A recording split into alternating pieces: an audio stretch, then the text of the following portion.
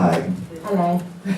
So Maarten and I have been on this kind of weird Tinder poetry date for 24 hours, and for some misguided reason decided to write each other's biography in first person, and we thought we'd read it to one another and hopefully something weird. Hopefully it's a bit weird. You still okay with this? Yes. So I'm Livia, and Livia's me. Hello, I'm Maarten. My turn is fine. Go a bit lower. I'm really bad at my turns. Yes. My story. Hello. There are no romantics in the Netherlands. The environment is just not conducive.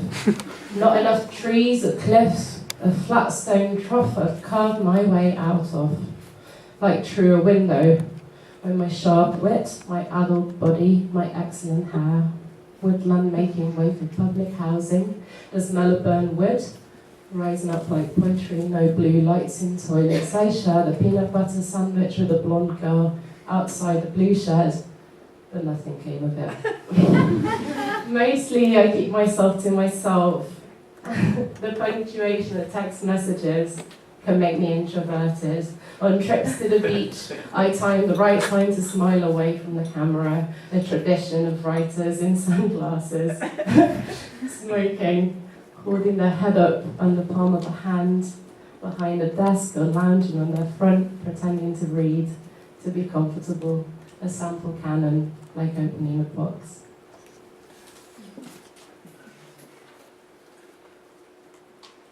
When I asked my mom what it meant to be either left or right wing, Pisa was deformed, disfigured by new sentiments. A summer of forces she deemed reactionary, retrogrado.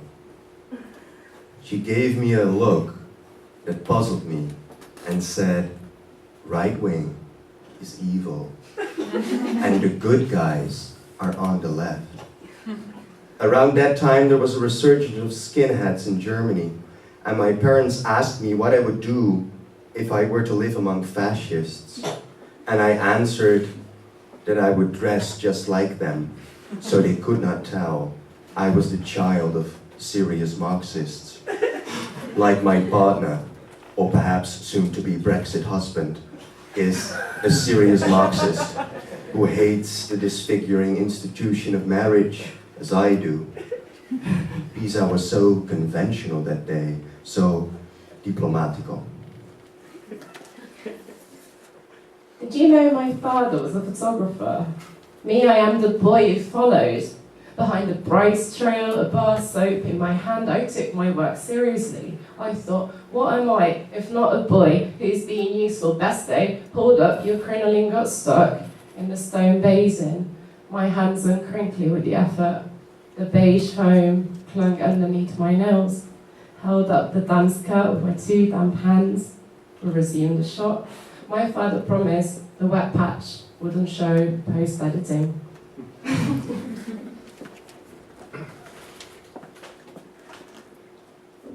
First time I visited London with 3 of my Italian friends, we were in love with all things British in that tightening of the stomach teenage way. On South Bank, a street artist was walking on a rope suspended between 2 trees, playing bad sax. We talked to him, even loving the bad art of this happy and glorious place. And Rope Guy turned out to be the ticket to a real party, with real grown-ups and grown-up things, as many bad artists before him. On the way to the party, he ripped a Sudoku from the newspaper, and that was a sign of great individuality.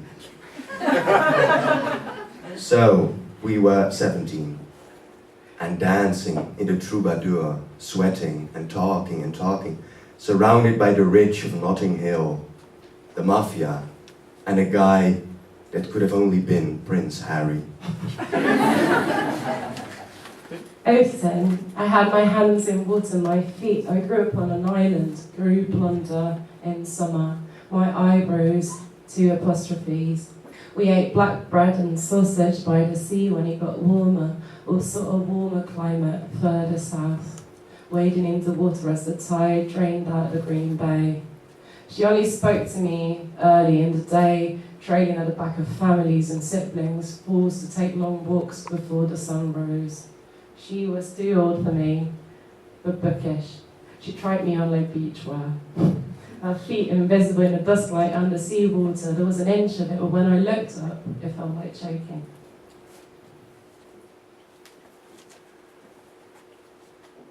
When I told a not-so-good friend my darkest secret, just because I have a low guilt threshold, I decided to give postmodernism a try.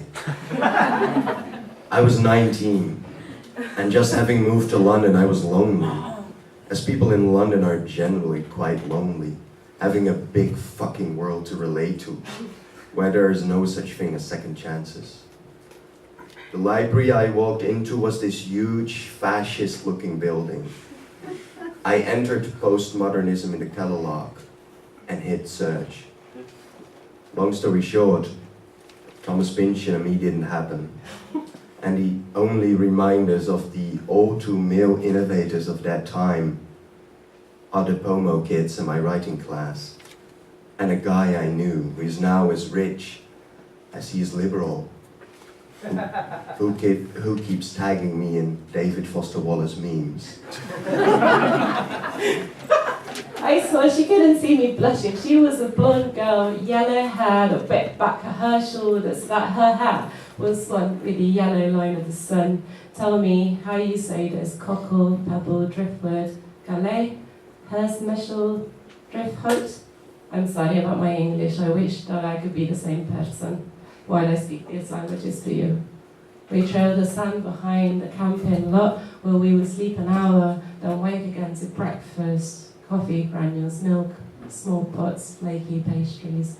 They had a big bonfire, the smell of burnt wood rising up like poetry, salted fingers and mouth. Seaweed crinkled at our ankles at the mouth of the cave. At the end of the 2 weeks, we promised to write letters. JS, I've tried to look you up on Google, but I worry I'm too old for my generation.